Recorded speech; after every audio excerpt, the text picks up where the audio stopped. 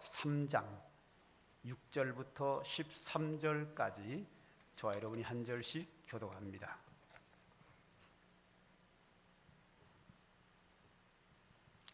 성경 말씀 룻기서 3장 6절부터 13절까지 한 절씩 교독합니다. 그가 타작마당으로 내려가서 시어머니의 명령대로 다 하니라. 보아스가 먹고 마시고 마음이 즐거워 가서 곡식단 더미의 끝에 눕는지라. 룻이 가만히 가서 그의 발치 이불을 들고 거기 누웠더라. 밤중에 그가 놀라 몸을 돌이켜 본즉 한 여인이 자기 발치에 누워 있는지라. 이르되 내가 누구냐 하니 대답하되 나는 당신의 여종 룻이오니 당신의 옷자락을 펴 당신의 여종을 덮으소서. 이는 당신이 기업을 물을 자가 됨이니이다 하니. 그가 이르되 내 딸아 여호와께서 내게 복 주시기를 원하노라. 내가 가난하건 부하건 젊은 자를 따르지 아니하였으니 내가 베푼 인애가 처음보다 나중이 더하도다. 그리고 이제 내 딸아 두려워하지 말라. 내가 네 말대로 내게 다 행하리라. 내가 현숙한 여자인 줄을 나의 성읍 백성이 다 아느니라. 참으로 나는 기업을 물을 자이나 기업 물을 자로서 나보다 더 가까운 사람이 있으니 이 밤에 여기서 머무르라. 아침에 그가 기업 물을 자의 책임을 내게 이행하려 하면 좋으니 그가 그 기업 물을 자의 책임을 행할 것이나 만일 그가 기업 물을 자의 책임을 내게 이행하기를 기뻐하지 아니하면 여호와께서 살아계심을 두고 맹세하노니 내가 기업 물을 자의 책임을 내게 행하리라. 야지에 누워 있을지니라 하는지라. 아멘. 지난 주일날은 우리 교회가 조금 바빴죠. 주일부터 수요일까지 4일간 부흥성회가 있었고, 목요일날은 우리 교회에서 교회당에서 재경 충청 장로회 협의회가 모여서 예배를 드렸습니다. 이 행사를 하면서 수고는 결국은 우리 성도들이 다 하셔야죠. 성도들께서 여러 가지로 방법을 가지고 다 수고하신 모든 분들에게 감사를 드립니다. 목요일날 오전에는 제가 충청 장로의 수련회 개회를 설교를 여기서 하고 점심을 먹고 바로 저기 속초에 있는 한 곳에 가서 거기는 우리 합동 부흥사회 부부 수련회 및 부흥연수원 수료식이 있어서 그곳에 도착하자마자 저녁 식사를 하고 그리고 또 설교를 한 바 있습니다. 오전에 설교할 때 본문 제목과 저녁에 설교한 본문 제목은 서로 다르지만 서론에는 똑같은 이야기를 했습니다. 오늘도 제가 똑같은 얘기를 또 하겠습니다. 이 이야기를 하니까 반응이 뭐라고 한다면 장로님들은 한 몇 사람만 새롭게 깨닫게 됐습니다. 이렇게 인사를 하시고 부흥사회는 이제 우리 합동 측 총회 그 부흥사들이 모이는 기관들이니까 다 목사님들이죠. 목사님 사모님들이죠. 그분들은 장로님들보다 훨씬 더 설교를 잘 이해를 하고 반응이 훨씬 더 좋았습니다.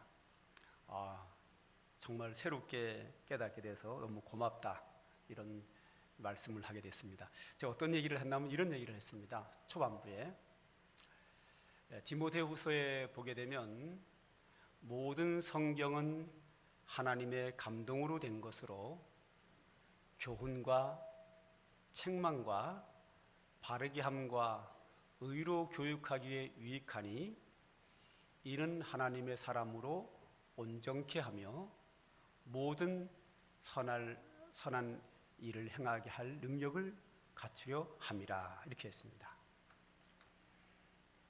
그러니까 여기서 모든 성경이라고 하는 이 성경은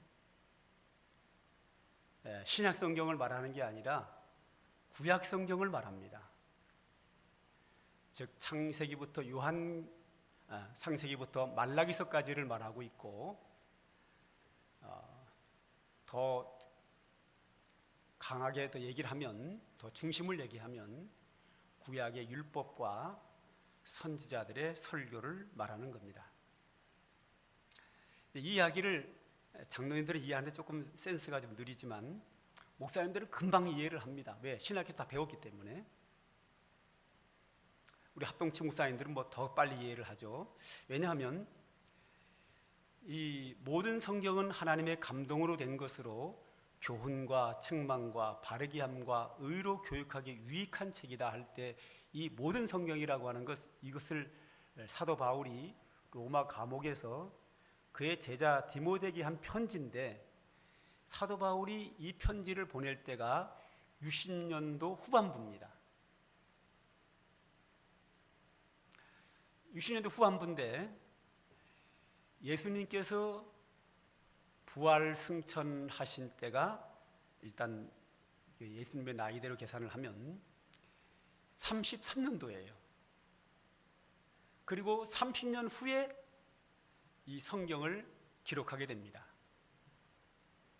마태가 가장 먼저 기록하는데 50년대 후반부에 기록을 하고, 마가, 누가는 60년대에 기록을 합니다. 그러니까 바울이 그의 제자 디모데에게 모든 성경은 하나님의 감동으로 되었다 할 때 그때입니다. 그리고 요한복음은 그거보다 한 20년이 지나간 70년대, 80년도에 기록을 합니다. 예수님의 행적을 다 지나고 나서 30년 후에 마태, 마가, 누가, 요한이 기록을 하거든요. 그러니까 60년대에 주로 기록을 합니다. 그런데 사도 바울이 디모데에게 로마 감옥에서 편지를 쓰는 디모데 후서가 모든 성경은 하나님의 감동으로 된 것을 기록할 때는 60년대입니다. 같은 시기예요. 이 시기에 신약 성경은 아예 없는 시대입니다. 그 예수님께서도 성경을 할 때 다 구약 성경을 말합니다. 예수님이 계실 때 성경이 전혀 없었습니다. 신약 성경은. 사도들이 활동하던 시대에도 없습니다. 왜? 그들이 그때 기록을 하니까. 전혀 신약 성경이 없습니다. 그렇기 때문에 모든 성경은 하나님의 감동으로 된 것으로 할 때 이 모든 성경은 창세기서부터 말라기까지 구약 성경을 말하고, 더 요약을 하면 모세의 율법과 선지자들의 설교를 주로 말하는 겁니다.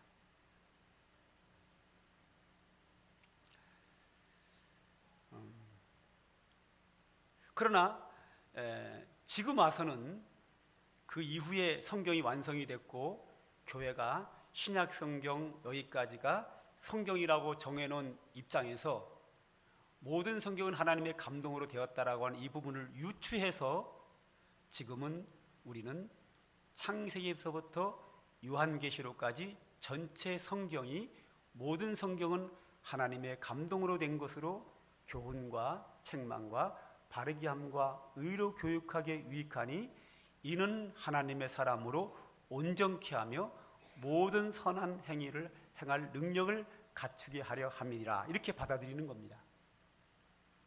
제가 이것을 강조하는 이유가 뭔가 하면, 많은 사람들이 자꾸만 율법이 계명이 폐했다고 하면서 예수 믿는 사람은 계명을 안 지켜도 된다는 겁니다. 엄청난 착각이거든요. 바울이 모든 성경은 하나님의 감동으로 된 것이기 때문에 우리 예수 믿는 사람이 그 말씀을 통해서 교훈받고 바르게 살고 하나님의 사람으로 온전케 되는 것이 뭐냐? 구약 성경이고 율법을 말하는 겁니다. 근데 어떻게 율법이 폐해집니까?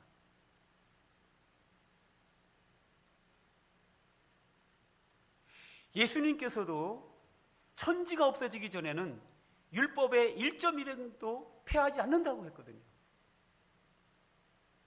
바울도 은혜로 구원받은 자는 더욱 율법을 굳게 지키고 세우라 그랬거든요. 어느 한 곳도 율법이 폐한 곳은 없습니다. 지금 21세기를 살아가는 한국교회 성도들이 반드시 하나도 빠짐없이 지켜 행할 것이 율법입니다. 성경에 보면은 율법이 폐했다는 부분이 있기는 있어요. 그때 잘 보면은 전부 다 뭔가 하면 율법엔 두 가지가 있다 그랬죠. 계명이 있고 의식이 있습니다. 의식에 대한 건 폐한 건 맞아요. 할례를 이제는 행하지 않죠. 구약의 율법에는 할례가 있어요. 그러나 지금은 할례를 행하지 않고 뭐 하죠? 세례를 받아요. 그 당시에는 먹는 음식으로 부정한 음식, 정한 음식을 구분했습니다. 그러나 베드로에게 주님이 말씀하십니다. 하나님이 깨끗하게 하셨다. 그러므로 먹는 음식을 정한 음식, 부정한 음식 구분하지 않고 소고기, 닭고기, 돼지고기 다 먹습니다. 지금은 그런 걸로 부정하다, 정하다 안 합니다. 또 율법에 피 흘린 피와 뭐 혈루병과 혈루병 피죠. 뭐 그다음에 뭐 주검, 시체, 또 뭉둥병 이런 것을 부정하다고 했는데 지금은 그런 거 없습니다. 구약의 성도들은 안식일을 지켰는데 지금은 주일을 지킵니다. 구약의 성도들은 소와 양과 염소와 비둘기를 잡아서 하나님께 제사를 지내지만 소와 양과 염소와 비둘기의 본질이신 예수 그리스도께서 십자가에서 화목제물로 드려짐으로 말미암아 이제는 그런 제사를 지내지 않고 예수님을 믿음으로 우리는 구원받는 자리로 온 겁니다. 이런 의식은 다 예수 그리스도의 십자가 안에서 다 완성이 됐습니다. 그러나 율법에 있는 계명은 어느 하나도 폐해진 것이 없고 구약이나 신약이나 현대나 전부 다 하나님의 말씀이고 하나님의 뜻이기 때문에 예수를 믿어 구원받은 성도는 반드시 하나님의 말씀이고 하나님의 계명인 율법을 지켜야 합니다. 그걸 지켜야 하나님의 사람으로 온전케 되고 모든 선한 일을 행하기에 온전하게 됩니다. 그러므로 우리는 율법의 계명을 통해서 교훈을 받고 율법을 어기면 스스로 죄책감을 갖고 책망을 받아야 되고 바르게 사는 길, 의로 교육하는 것이 무엇인지 의롭고 의롭지 않은 것이 무엇인지를 잘 배워서 그 하나님의 계명에 따라 살아야 합니다.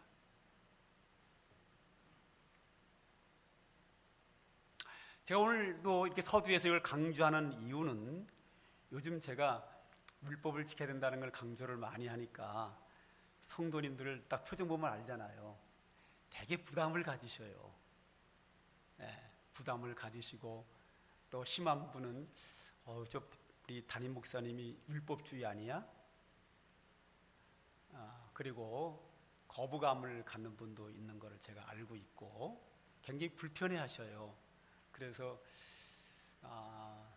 이것이 그런 불편해할 부분이 아니고 이것은 성경대로 하나님의 예수 믿고 구원받은 하나님의 자녀가 반드시 바르게 살고 지켜 행해야 될 일이기 때문에 여러분들에게 이렇게 말씀을 드리는 겁니다. 제 목회 철학이 뭐죠? 하나님께 영광, 성도의 행복인데요. 하나님께 영광이 되고 성도가 행복하려면 율법을 지켜야 합니다. 예수님께서 나는 너희는 세상의 빛이다, 소금이다. 그리고 바로 이어서 뭐라 그러죠? 너희 착한 행실로 인하여 하늘에 계신 너희 아버지께 영광을 돌리게 하라 그럽니다. 착한 행실이 뭐죠? 계명이에요.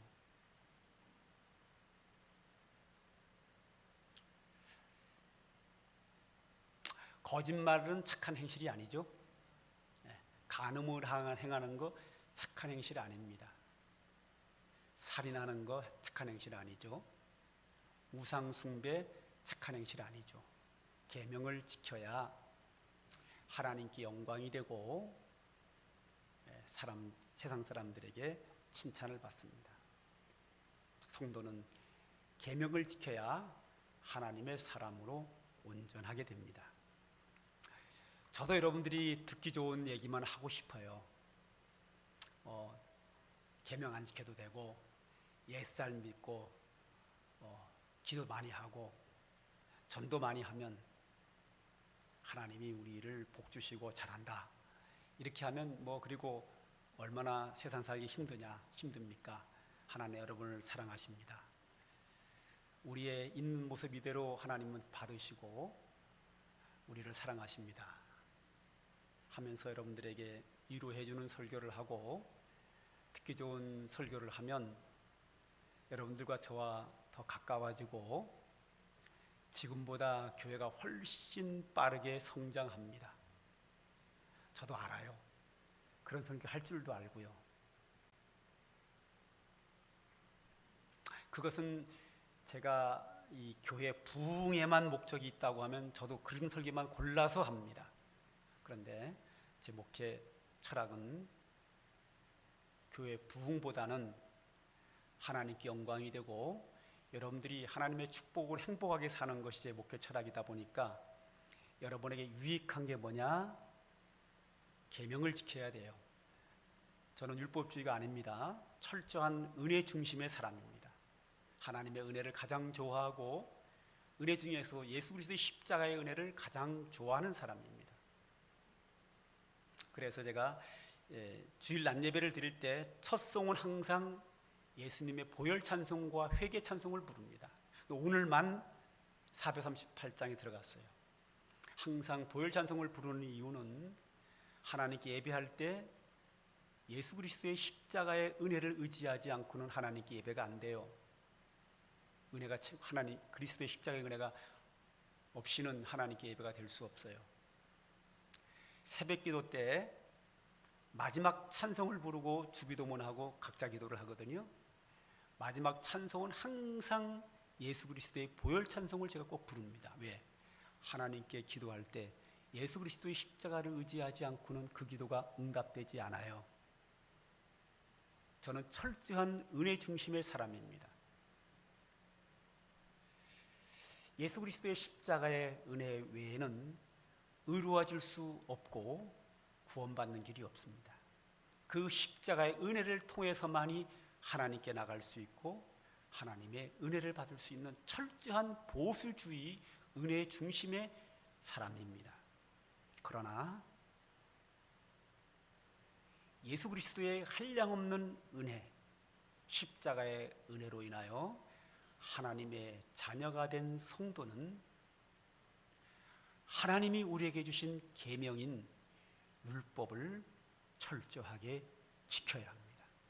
율법을 지킴으로 말미암아 모든 성경은 교훈과 책망과 바르게 함과 의로 교육하게 유익하니 이는 하나님의 사람으로 온전케 하며 모든 선한 일을 행할 능력을 갖추게 하려 함이니라. 그래서 여러분들을 위해서 바른 신앙생활, 온전한 하나님의 사람이 되기 위해서 제가 계명을 강조하는 겁니다. 제 이익을 위해서는 그런 설교할 필요가 없겠지요? 전혀 없죠. 자, 우리가 룻기서를 지금 계속 보고 있는데요. 오늘 이 룻기서에서 이제 드디어 룻이 축복의 길로 나가게 되는데요. 그 나가는 과정 모두가 다 철저한 율법대로 합니다. 모든 성경은 하나님의 감동으로 된 것으로 교훈과 책망과 바르게 함과 의로 교육하기에 유익하니 이는 하나님의 사람으로 온전케 하며 할 때 룻기서도 모든 성경에 포함되어 있습니다. 사사기도 마찬가지고요. 룻기서는 사사기 시대라고 했습니다. 사사기 시대에 앞에 우리가 한 가정과 레위인과 사회와 국가가 어떻게 했는가를 봤습니다. 레위인부터 시작을 해서 국가, 사람, 모든 사람들이 다 각자 자기 옳은 소견대로 사는 시대입니다. 하나님의 율법과 계명을 온전히 다 버리고 자신의 기분 내키는 대로, 자신의 이익대로, 자신의 욕심대로 사는 시대입니다. 우리가 자세히 들여다봤잖아요, 그죠? 사람마다 왕이 없으므로, 통치자가 없으므로 사람마다 자기 소견에 옳은 대로 행합니다. 하나님의 말씀, 계명, 율법은 온전히 버리고 어느 하나도 지키는 사람이 없었습니다. 다 세속에 빠져서 자기의 감정과 이익대로 살아가던 시대에 룻기서도 그 시대 안에 포함되어 있습니다. 그런데 그 안에 특별히 율법대로 사는 사람이 있었으니 나오미, 룻, 보아스입니다. 오늘 본문에는 나오미, 룻, 보아스에 대한 이야기가 나옵니다. 이제 룻기가 끝나면 제가 사무엘상 앞부분을 좀 볼 텐데요. 사무엘상을 딱 들어가면 사무엘상 앞 8장까지도 역시 사사기 시대입니다. 그 사사기 시대에도 율법대로 사는 사람들과 율법대로 살지 않는 사람으로 나누어지는데 율법대로 살지 않는 사람 다 망해버리고 율법대로 사는 사람만 복을 받는 것이 정확하게 표현이 되어 나오고 있습니다. 이것은 구약과 신약과 지금과 동일합니다. 예수 그리스도는 어제나 오늘이나 영원토록 동일하시기 때문에 하나님의 말씀과 계명도 동일하게 적용이 됩니다. 자, 오늘 룻기서에 이분들이 어떻게 율법을 지키는가를 한번 보죠. 오늘 2장 10절을 한번 보겠습니다. 룻이 엎드려 얼굴을 땅에 대고 절하며 그에게 이르되 나는 이방 여인이여거늘 당신이 어찌하여 내게 은혜를 베푸시며 나를 돌보시나이까. 이 말은 룻이 보아스에게 한 말입니다. 자, 당시에 룻은 이방 여인으로서 베들레헴으로 돌아왔습니다. 극빈자입니다. 그 당시에 고아, 과부, 나그네는 구제의 대상이었는데 이 집에는 남자는 하나도 없고 시어머니 과부, 며느리 과부, 두 과부만 살기 때문에 구제의 대상 중에서도 구제의 대상인 극빈자 중에 극빈자, 아주 가난하고 천한 사람입니다. 그런데 그들은 그들의 환경을 불평하는 것이 하나도 나오지 않고 율법대로 가난한 자가 먹을 것이 없는 자는 남의 땅에 가서 허락을 받고 그 땅에 이삭을 주어서 먹고 살게 되었고, 그래서 룻은 우연히 한 땅에 가서 이삭을 주었는데 그 땅 주인이 보아스였습니다. 이 보아스는 지금으로 말하면 대그룹의 회장입니다. 아주 부자입니다. 그리고 믿음이 아주 훌륭하신 분입니다. 인격도 좋은 분입니다. 그렇다 보니까 그 시대의 모든 사람들이 율법을 다 버렸는데 이 보아스는 철저하게 율법대로 사는 사람입니다. 율법의 레위기에 기록하기를 너희는 곡식을 벨 때에 떨어지는 이삭을 줍지 마라. 그 이삭은 나그네와 가난한 거류민과 가난한 자가 먹을 것이니라. 이 율법을 지키지 않는 땅 주인들은 추수할 때 흘린 주석을 종들을 시켜서 이삭을 다 주워 가버립니다. 그럼 그 땅에는 가난한 자가 와서 이삭을 줄 게 없어요. 근데 보아스는 그의 종들에게 이미 다 이야기를 해놓은 상태예요. 우리 땅에 이삭을 누구든지 와서 주도록 하라. 즉 율법대로 사는 사람.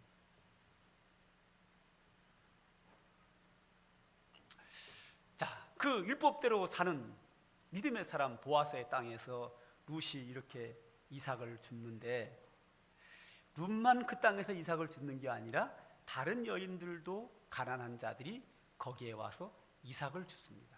그런데 어느 날 이 보아스가 자기 종들에게 추수할 사람들이 추수 일을 맡기고 어떻게 잘 되고 있는가, 혹은 일하는 사람을 격려하기 위해서 자기 땅에 한번 이렇게 시차를 나왔습니다. 시차를 쓱 봤는데 저 여인들이 쭉 이삭을 주는데 그 중에 한 여인이 딱 눈에 들어왔어요. 여기서 좀 웃으며 지나가는 얘기 하나 할까요? 네, 저도 남자인데요, 남자들은요, 여자들이 쭉 있으면요, 그 중에서요 이쁜 여인에게 시선이 딱 갑니다.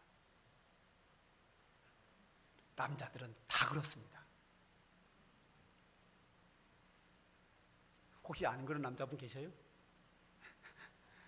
저밖에 안 들었네. 저만 안 그런가? 남성들은 여성들이 쭉 있으면 그 시선이 이쁜 여인에게 딱 가게 돼 있습니다. 보아스가 딱 자기 땅에 와서 일하는 사람을 보다가 쭉 둘러보는데 이삭을 주는 여인들이 쫙 있는데 보아스의 시선이 딱 룻에게 멈췄습니다. 왜 그랬을까요? 저는 두 가지로 봅니다. 하나는 룻이 얼굴이 이뻤을 것이다. 또 하나는 믿음으로 살고 율법대로 사는 룻에게 하나님이 은혜를 베풀기 위하여 이 믿음 좋고 인격적으로 돈 많은 부자인 보아스의 눈에 들어오도록 보아스의 마음을 하나님이 감동시켰을 것이다. 저는 두 가지 다일 것이라고 저는 추측을 합니다. 어쨌든 룻이 이삭을 줍는 모습이 보아스의 눈에 탁 들어왔습니다. 그래서 추수하는 일꾼들을 부릅니다. 저 여자 누구야? 추수하는 일꾼들이 대답을 합니다. 저 사람은 모압 이방 여인인데 나오미와 함께 폭삭 망해가지고 두 과부가 이 땅으로 돌아왔는데 저희 여인이 이삭을 줍도록 허락해달라고 허락을 해줬더니 아침부터 지금까지 잠시 집에 가서 점심시간에 쉬는 것 외에는 지금까지 계속 일하는 중입니다 라고 대답을 합니다. 그리고 보아스의 마음이, 가슴이 뛰기 시작을 합니다. 얼굴만 이쁜 줄 알았더니 성실하기까지 한 겁니다. 성실한 정도가 과부 시어머니를 봉양하기 위해서 저렇게 열심히 일하는 효자임을, 인격이 좋은 사람임을 보아스는 느끼게 됩니다.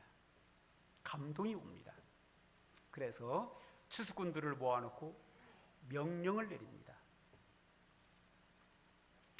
그 명령을 보기 전에 3장 9절을 한번 보죠. 이르되 내가 누구냐 하니 대답하되 나는 당신의 여종 룻이오니 당신의 옷자락을 펴 당신의 여종을 덮으소서.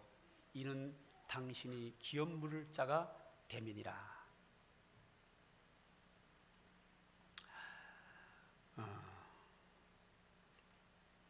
2장 10절을 다시 봐야 되겠네요. 2장 10절 제가 급해서 시간이 많이 가가지고 서론이 너무 길어서 급하다 보니까 막 넘어가네요. 저기 보면 룻이 엎드려 땅에 얼굴을 땅에 대고 절하며 그에게 이르되 나는 이방 여인이거늘 당신이 어찌하여 내게 은혜를 베푸시며 나를 돌보시나이까. 이래. 룻이 보아스에게 말하기를 나는 이방 여인인데 어찌하여 내게 은혜를 베푸십니까? 이렇게 말하거든요. 그러니까 룻이 보아스에게 많은 은혜를 받았다는 거예요. 어떤 은혜를 받았냐면 자, 보아스는 믿음의 사람이기 때문에 율법대로 자기 땅에서 가난한 자는 누구든지 이삭을 주도록 허락을 했어요. 여기까지가 율법대로 한 거예요. 그런데 율법은 여기서 끝나지를 않아요. 가난한 자에게 이삭을 주도록 주지 말라고 하는 것으로 끝나는 게 아니라 그 다음에 율법이 뭐라고 나오는가 하면 원수를 갚지 말고 동포를 원망하지 말고 내 이웃을 내 몸처럼 사랑하라 하는 게 율법입니다. 레위기에 나옵니다. 단순하게 가난한 자를 위해서 이삭을 줍지 않는 정도가 아니라 내 이웃을 내 몸처럼 사랑하라는 겁니다. 그래서 보아스가 이 룻에게 은혜를 베풉니다. 자, 이미 보아스의 눈에 이 룻이 딱 들어왔어요. 들어와서 물어보니까 괜찮은 여인이에요. 남자들은요, 많은 여성들 중에서 어떤 한 사람을 딱 찍어서 호의를 베풀 때는 마음에 있어서 호의를 베푸는 거예요. 그렇죠? 남자들은 다 그래요. 이미 룻이 보아스의 마음에 들어봤어요.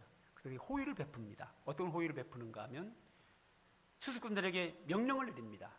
저 룻이라고 하는 여인이 이삭을 주우러 가는 그 길 앞에다가 일부러 이삭을 뜯어다가 거기다 깔아줘라. 그 여인이 많이 죽게 해라. 그래서 종들이 그 앞에다가 이삭을 뜯어서 깔아줍니다. 룻 앞에만 깔아줍니다. 그리고 저 여인이 목마를 때는 너희가 가져온 물을 마시게 하고, 너희가 일하다가 간식, 우리나라 참이라 그러죠. 참을 먹을 때는 저 여인을 불러서 함께 간식을 먹어라. 그리고 너희들 누구든지 저 여인을 희롱하지 마라 하면서 완벽하게 지켜주고 호의를 엄청나게 베풉니다. 그래서 룻이 말합니다. 나는 이방 여인이거늘 어찌하여 내게 은혜를 베푸십니까? 많은 사랑을 받습니다. 그리고 이삭을 많이 주어서 집으로 돌아갑니다. 자, 그 시어머니 나오미가 이삭을 주워와도 너무 많이 주워왔어요. 그렇지요. 수수꾼들이 일부러 뜯어가지고 막 깔아줬으니 얼마나 많이 주워왔겠어요. 그래서 시어머니가 말합니다. 어찌하여 이렇게 많이 주워왔느냐? 예, 그 땅의 주인 보아스가 내게 은혜를 베풀었습니다. 그래? 이 나오미에게 지혜가 떠올랐습니다. 남자들이 한 여인에게 호의를 베풀 때는 다 그만한 이유가 있다. 그렇죠? 이유가 있어요. 이삭 주는 모든 여인들을 다 불러서 호의를 베풀었다고 하면 그거는 그냥 착해서 하는 거예요. 그런데 이삭을 주는 여러 여인들 중에서 한 사람을 찍어다가 특별한 호의를 베풀 때는 반드시 그가 마음에 들어서 좋아하는 감정이 생겼기 때문에 하는 거예요. 그거를 딱 나오미가 캐치를 해요. 그래? 그 주인이 보아스라고? 보아스면 우리의 친족인데, 우리의 친족이면 우리와 함께 기업을 물을 자인데, 기업을 물을 자라는 얘기는 지금 얘기하면 기니까 설명은 나중에 하도록 하고요. 너는 그 남자와 보아스와 결혼할 수 있는 자격이 된다는 걸 나오미가 딱 캐치를 합니다. 이 모든 것은 율법에 다 기록이 되어 있어요. 율법대로 너는 보아스와 결혼할 자격이 돼. 그래서 보아스가 룻이 마음에 들어서 호의를 베풀었고 거기에 대한 응답을 너는 해라. 그래서 응답을 하는 방법, 즉 보아스가 나를 좋아하니 나도 보아스를 좋아하고 당신과 결혼하고 싶습니다고 하는 응답을 하라. 그 응답을 요즘처럼 이렇게 반지를 주면서 이렇게 주면서 무릎을 꿇고 막 이렇게 그렇게 하는 것처럼 그 당시에도 나름대로 그 문화권 속에서 나도 당신을 사랑합니다라고 하는 응답하는 방법이 있어요. 그 문화 속에서 그 방법을 알려줍니다. 그 방법이 뭐냐면 오늘 3장 9절입니다.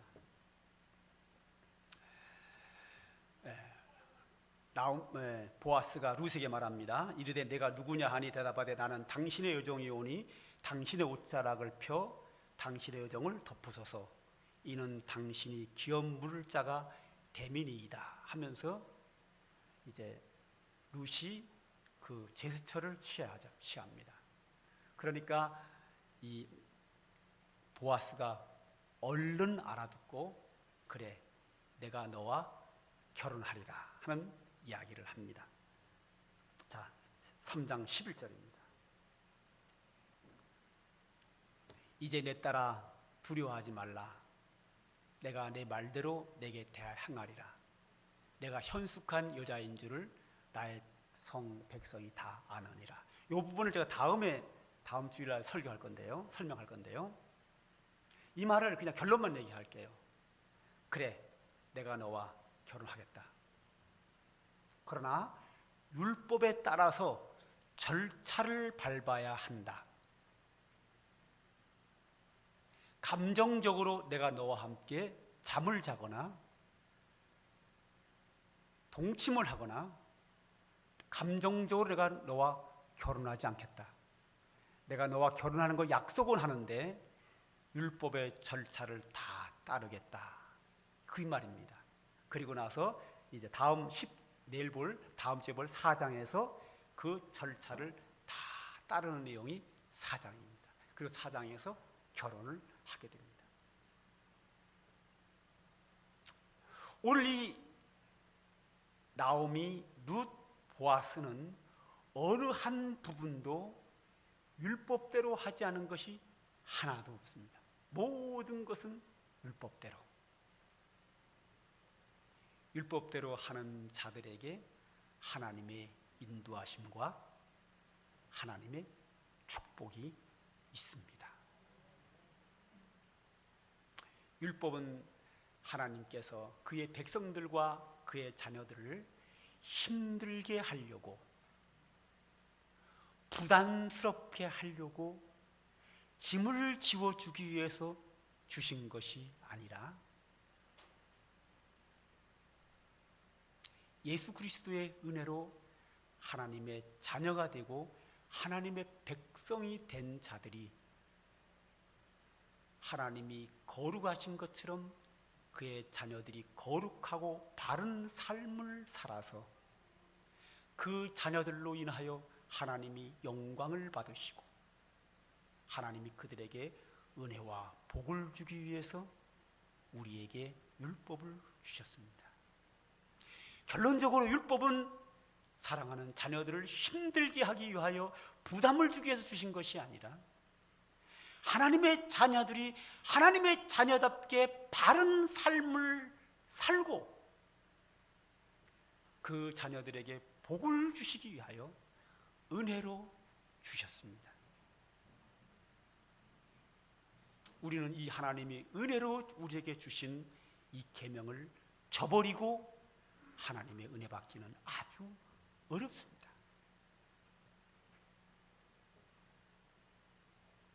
그러므로 예수 그리스도의 십자가의 은혜로 하나님의 자녀가 되고 구원받은 천국 백성 된 성도들은 반드시 하나님의 계명을 지켜야 지난주에 말씀드린 것처럼 하나님의 인도를 받게 되고 하나님의 축복을 받게 됩니다. 그리고 거기서 하나님은 영광을 받으십니다. 모든 성경은 하나님의 감동으로 된 것으로 교훈과 책망과 바르게 함과 의로 교육하기에 유익하니 이는 하나님의 사람으로 온전케 하며 모든 선한 일을 행할 능력을 갖추게 하려 함이니라.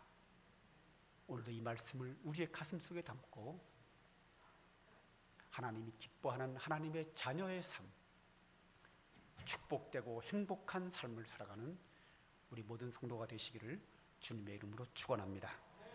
기도하겠습니다. 하나님, 오늘도 우리에게 귀한 말씀 주신 것 감사합니다. 오늘 이 말씀에 따라서 이 어두운 세상에 주의 뜻대로 살아가는 우리 모두가 되게 하여 주시옵소서. 하나님의 인도와 하나님의 은혜를 누리며 살아가는 우리 모든 성도들 되도록 은혜와 축복으로 함께하여 주시옵소서. 예수님의 이름으로 기도합니다. 아멘. 찬송가 420장입니다.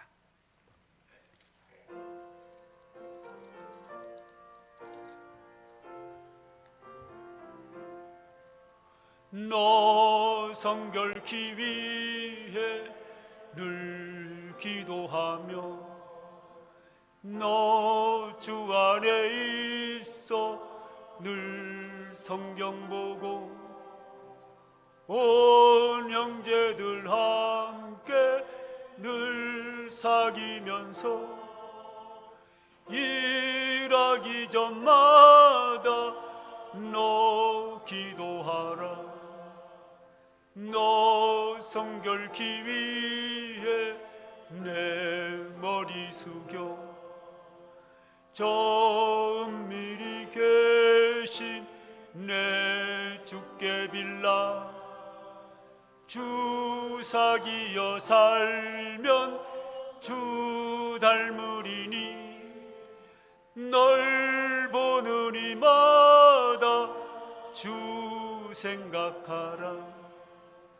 너 성결케 위해 주 따라가고 일 다급하여도 당황치 말고 참 즐거울 때나 또 슬플 때나 너 주님만 믿고 늘 따라가라.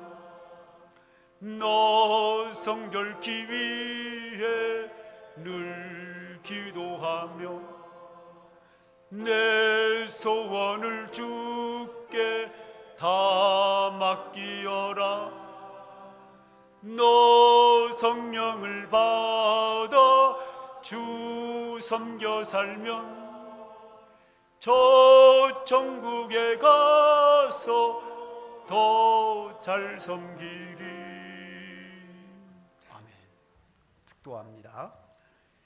이제는 우리 구주 예수 그리스도의 은혜와 하나님 아버지의 극진하신 사랑과 성령의 임재하심과 충만한 은총이 오늘도 주의 말씀에 따라 주의 은혜 가운데 주의 복을 누리며 살기를 소망하는 주의 사랑하는 자녀들 머리 위에 이제로부터 영영 무궁토록 항상 함께 있을지어다.